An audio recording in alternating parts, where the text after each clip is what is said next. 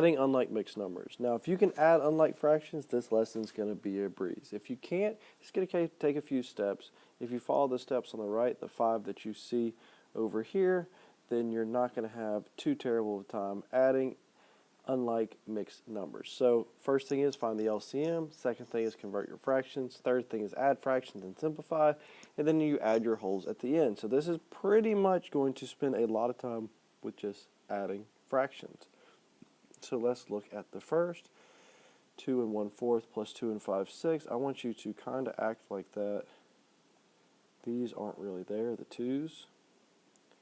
And let's just focus on 1/4 plus 5/6. Now I can't add 1/4 plus 5/6 because they don't have the same denominator, so I'm going to skip count by their denominators to figure out what I need to change them to. 4, 8, 12. Okay, cool, because I know I can change both of these fractions to 12s. 1/4 equals how many 12s? Well, scoot it up some. 4 times 3 equals 12, and 1 times 3 equals 3. So I have my first fraction, 3/12. Okay, now I need to change 5, do it a different color. Change 5/6 to 12ths. 6 times 2 equals 12, and 5 times 2 equals 10. So now I have two fractions I can work with. I have 3/12 and 10/12 that I can add together. 3/12 plus 10/12 is 13/12. But I don't love that because that's an improper fraction. How many times can 12 go into 13 without going over? Once. And it has a remainder of 1. So that means that 3/12 plus 10/12 is 1 1/12. So what can I do with that information? I know that my fraction is going to go here. Now I can look back at my whole numbers. I have 2, 2, and 1, and I'm just going to add them together. 2 plus 2 is 4, 4 plus 1 is 5. So my answer is 5 1/12. So pretty much this whole problem was, the whole numbers weren't the hard part, it was the fractions that were tough. So if you can add unlike fractions, pretty simple stuff. Next one, same thing. I can't do 5/6 plus 7/8.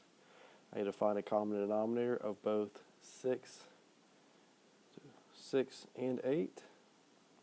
Skip count by 6, 6, 12, 18, 24. I'm going to stop there because I know 8 has a factor of 24 also. 8, or a multiple of 24, excuse me. 8, 16, 24. So I'm going to use that.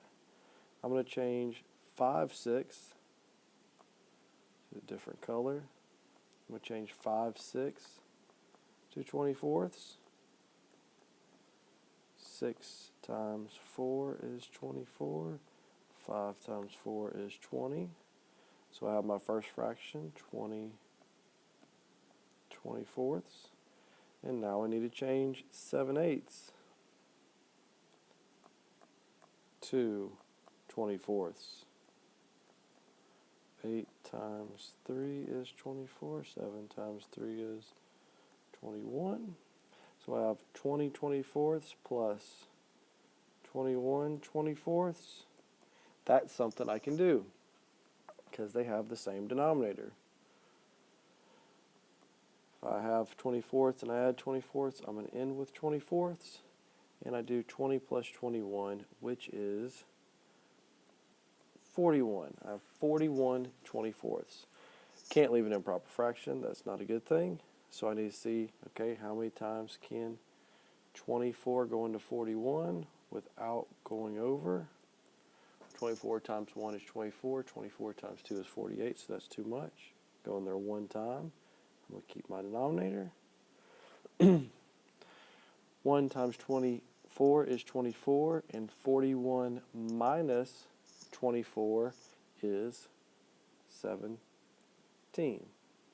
So I have my fraction answer, 17 24ths.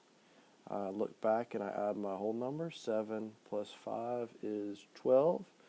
12 plus 1 is 13.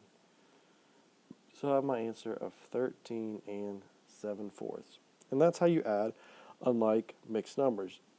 Basically, you're just adding the fractions first and then adding the whole numbers at the end. Make sure you take extra care that see that you simplified your fractions, and also take extra care to make sure that you have changed them from an improper fraction to a mixed number if need to. If you have any questions, let me know, and please make sure to like and subscribe.